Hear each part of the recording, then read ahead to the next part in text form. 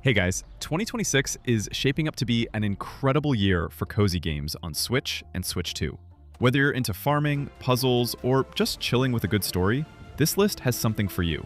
Let's get into it. Tanuki, Pawn's Summer. You're a Tanuki named Pawn. You've got a part-time job at the post office, you ride a BMX bike, and you've got 1 month to restore a crumbling shrine before the Great Tanuki Festival. That's the whole setup, and it's already got me. Developed by DenkiWorks, this is an open-world life sim set in a beautifully crafted Japanese town where you're literally the only animal walking around among humans. During the day, you deliver packages on your bike, and the bike controls feel like a chill version of Tony Hawk, which is honestly a great combo. But it's not just delivery work. You're making friends, learning skills from locals like a stonemason, helping businesses stay afloat, and grinding rails while you're at it. The town recently got a whole new island area reachable by train, with different vibes, different people, and different things to discover. Orbitals is a 2-player asymmetric co-op adventure built ground up for Nintendo Switch 2, inspired by classic 90s anime like Cowboy Bebop and Neon Genesis Evangelion. You and a friend play as Maki and Omura, 2 inexperienced space explorers trying to save their crumbling station home from a supernatural cosmic storm. The gameplay is all about teamwork. Both characters have completely different tools and abilities, so you're constantly coordinating. Maki might be using the beam cannon to melt obstacles, while Omura grapples platforms with the scrap hook. There's also piloting spaceships through asteroid fields, playing piano and drums together, and arcade cabinet minigames scattered across the journey. It's built in Unreal Engine 5, features handcrafted cinematic cutscenes from Studio Masket, full English and Japanese voice acting, and a soundtrack that channels the feel of that era. Littlelands is a solo-developed 3D sandbox from Raphael Martin that's been described as Animal Crossing meets Link's Awakening. And yeah, that combo hits. You play as a small creature sent on what starts as a simple errand to fix Grandma's computer, and that quickly snowballs into a full mystery-solving adventure across a world packed with secret areas and NPC-driven quests. The world is called the Littlelands region, and it's full of quirky characters, hidden dungeons with loot, and even dangerous zones where goblins and skeletons will give you a hard time. But you can also just relax, farm berries, fish, catch bugs with a net, dig for buried treasure, sit on a bench and watch the sunset. The pace is completely up to you. When you do feel like exploring deeper, new skills you learn from characters unlock new areas and open up more of the story. Village in the Shade is a Nippon Ichi Software farming sim, the same studio behind Disgaea, and it's not your average cozy game.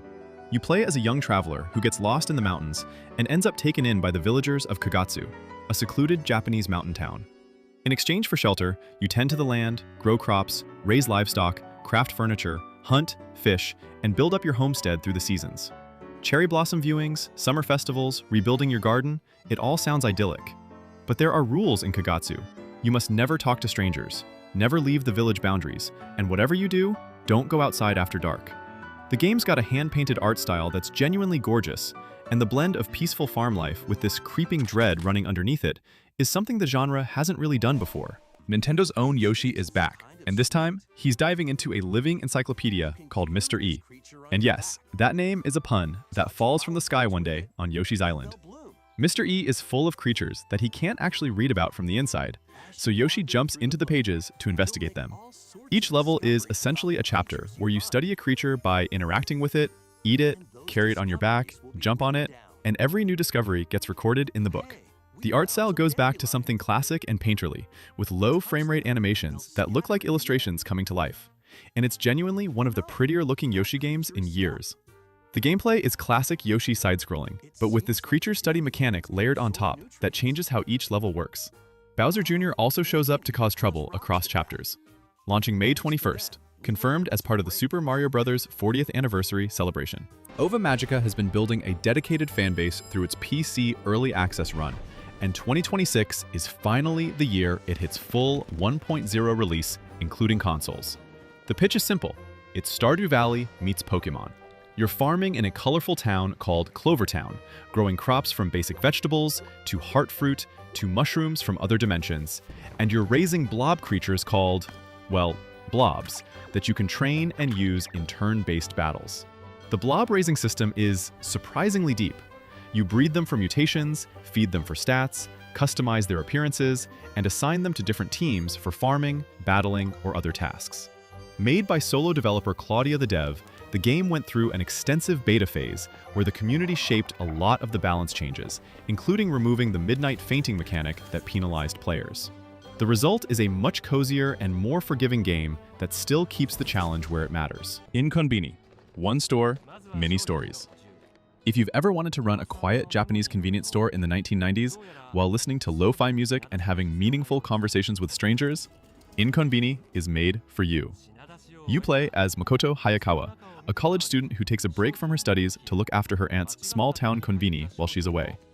Your days are built around simple, tactile actions, stocking shelves, tidying displays, preparing the store, not to hit numbers, but just to settle into a rhythm.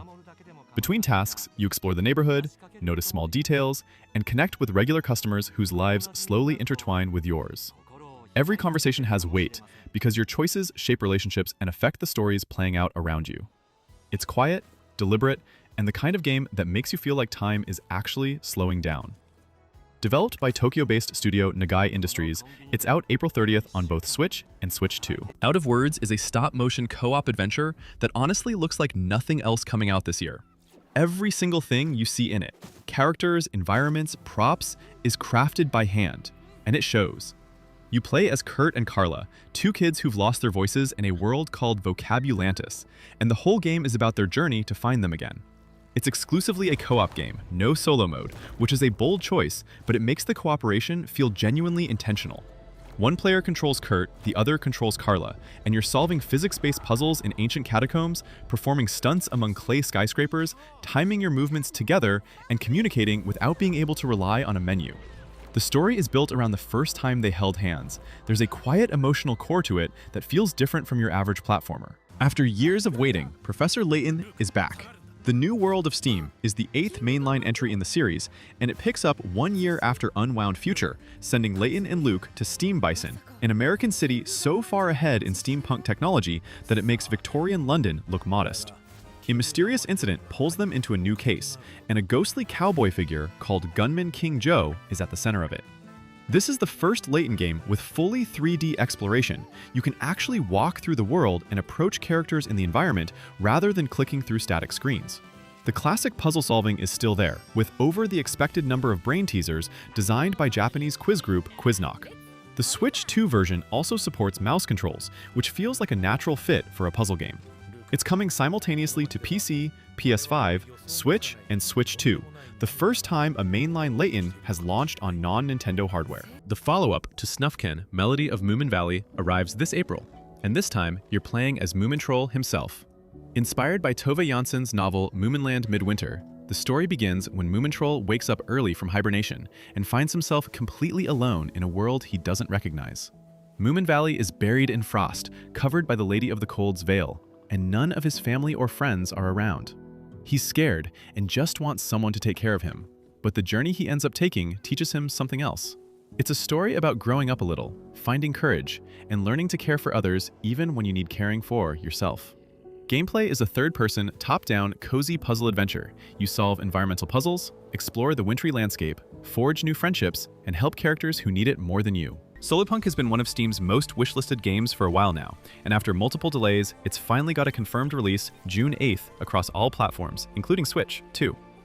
It's a cozy survival and crafting game set in a high-tech world of floating islands where renewable energy is everything.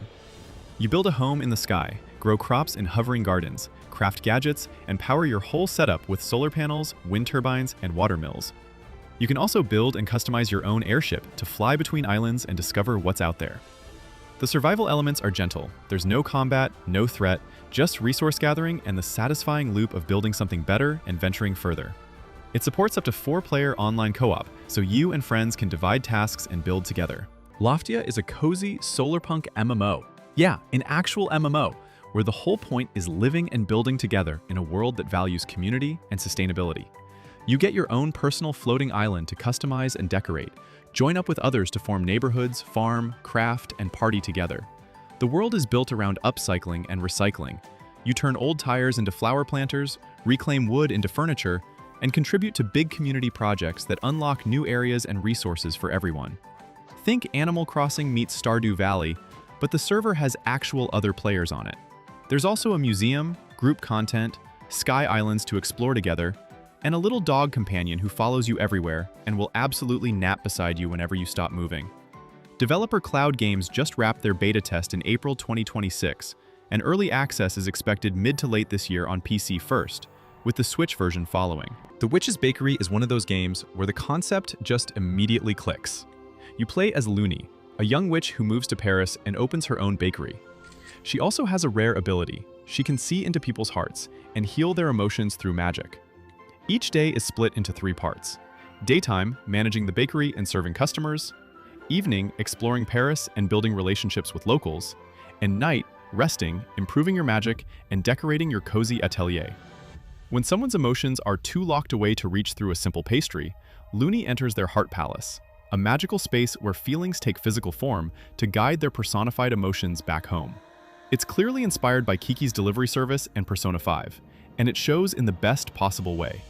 The art is gorgeous, the Parisian setting is full of charm, and the emotional storytelling sounds genuinely thoughtful. Wylde Society is the new game from Studio Drydock, the team behind the beloved Wild Flowers, and it's a prequel set in turn-of-the-century Fairhaven.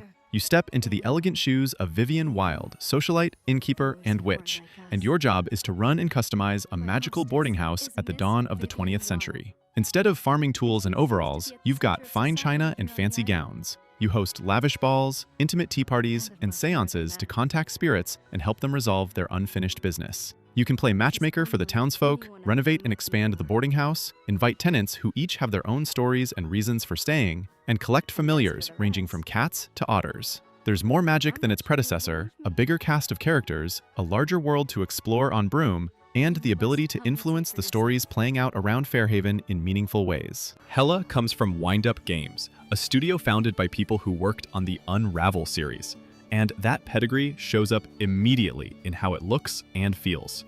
You play as a tiny mouse, the familiar of a kind witch who has spent her life helping the local folk, but has now fallen ill.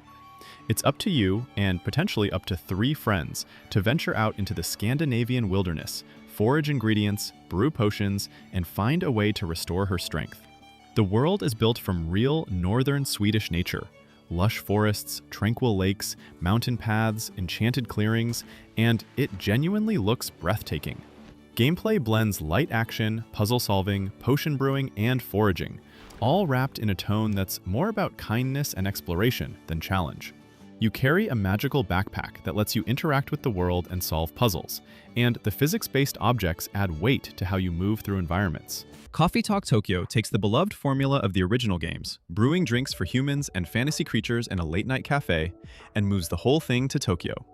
You're a barista, working the night shift in a backstreet Tokyo cafe, and the customers who come in are a mix of people and fantastical beings, dealing with love, loss, hope, and everyday life. The drinks you make actually shape the conversations. Different recipes change the emotional tone of interactions, and because every drink can go hot or cold now, you have more ways to steer where the night goes. There's also Tomodachi, an in-game social media feed that acts like a second layer of storytelling posts from characters, reveal things they don't say out loud, and you can use that info to unlock new dialogue. The latte art system gets a boost with sprinkle stencils for personalizing your creations. Fields of Mistria has been one of the most impressive early access farming sims in recent memory.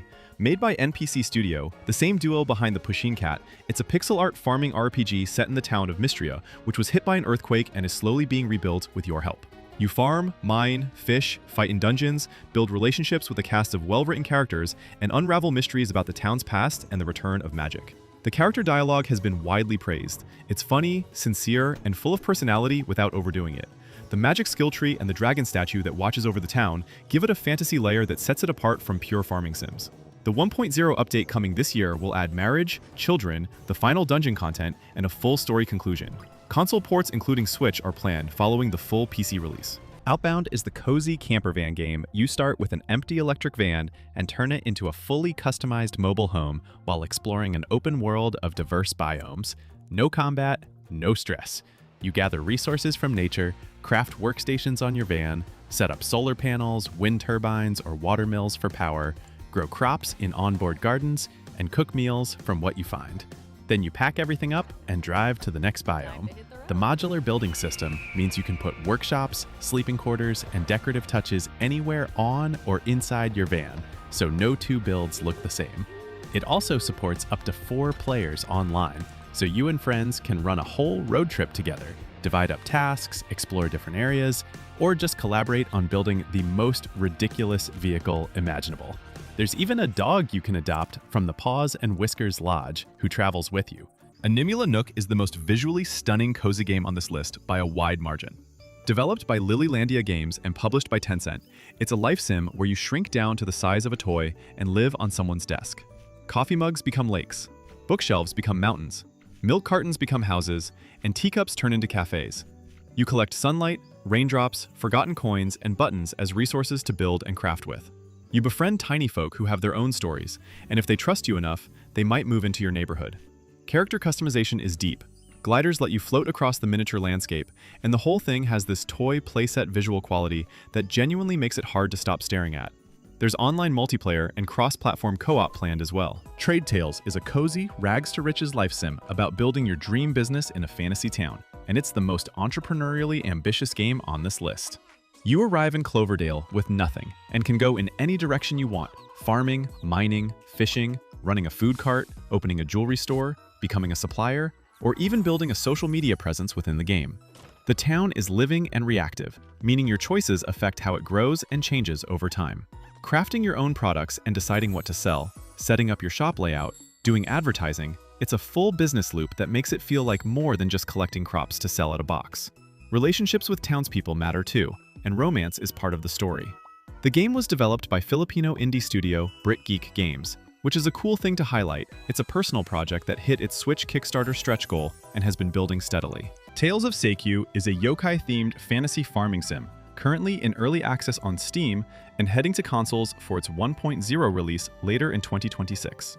You come from the Fox clan, and you've just inherited a dilapidated inn in Seikyu, a hidden island sanctuary where yokai live freely in human form. Your job is to rebuild the inn, farm the land, forge relationships with over 30 distinct characters, and slowly uncover the secrets of your long-lost family and the mysterious old gods that loom over the island. The standout mechanic is shapeshifting. Using your yokai heritage, you can transform into different forms: soar as a crow tengu, dive as a slime, till the fields as a boar. Each form has different abilities that you use for farming, exploring, and boss battles. The romance system is deep, the character writing has been praised, and there's even co-op, so you can explore and farm alongside friends. Witchbrook has been in development since 2017, and this is finally, the year it comes out. Made by Tucklefish, the studio that helped bring Stardew Valley to the world, it's a life sim and social RPG set in the seaside city of Mossport, where you're a new student at Witchbrook College learning to be a witch. You attend classes, earn school badges, ride a broom across the city, cruise on a moped, brew potions, cast spells, forge friendships, and pursue romance with a colorful cast of dateable characters. The world of Mossport is large: a high street, a forest, a student village, a cottage, farmlands, beaches, and every NPC has their own schedule, story, and personality. It supports up to 4-player online co-op, which means you can go through your witch education alongside friends. Moonlight Peaks is a gothic farming life sim, where you play as a young vampire who's had enough of your father, Count Dracula's expectations, and moves to the supernatural town of Moonlight Peaks to build a life of your own. The town is full of werewolves, witches, mermaids, and other creatures of the night, and it's your job to rebuild your family's abandoned haunted homestead, grow enchanted crops, raise magical livestock, and prove that the undead can live compassionately. There are 24 romanceable characters, 7 supernatural families, each tied to the town's hidden history, and a full mystery to unravel about what's really going on in Moonlight Peaks. As a vampire, you also shapeshift to explore town more freely and study witchcraft to unlock spells that help on the farm. You manage energy and have to be back in your coffin before sunrise. My Time at Evershine is the 3rd game in the My Time series, after Portia and Sandrock, and it goes bigger in every way. You're the governor of a new frontier settlement called Evershine, tasked with building it up from practically nothing into a full city on the edge of Alliance territory, all while facing pressure from the Duvos Empire next door. The gameplay loop blends resource gathering, construction, crafting, and combat with farming and relationship building. You recruit settlers with different skills, build infrastructure your way, either using prefabs or going full custom, send companions on missions, and upgrade your character to handle tougher challenges. There are multiple dungeons to explore, a genuine overarching story with a defined antagonist, and the whole thing can be played with up to 3 other players in co-op. Starsand Island takes the top spot because it's doing something genuinely ambitious with the cozy genre. Developed by Seed Sparkle Lab, it's an anime-styled 3D life sim set on a stunning island where you can be a farmer, rancher, crafter, angler, or explorer, and you're not locked into one path. The progression is fluid. You can grow almost 100 types of crops, breed rare hybrid plants, raise over 40 subspecies of livestock, fish from over 100 species, and build a fully customized home using a Sims-level construction system. But what sets Starsand apart is traversal. You skateboard, ride motorbikes, drive speedboats, and even pilot aeroplanes around the island. It doesn't feel like you're grinding toward the next task. It feels like you're actually living there. There's a bioluminescent forest for night exploration, seasonal festivals, fully voiced NPCs with their own storylines, and a deep crafting and automation system for later game. And that's your 25 most anticipated cozy games on Switch and Switch 2 for 2026. It's an absolutely ridiculous year for the genre, and honestly, we're all eating well. Drop your top pick in the comments, hit subscribe if you're new, and I'll see you in the next one.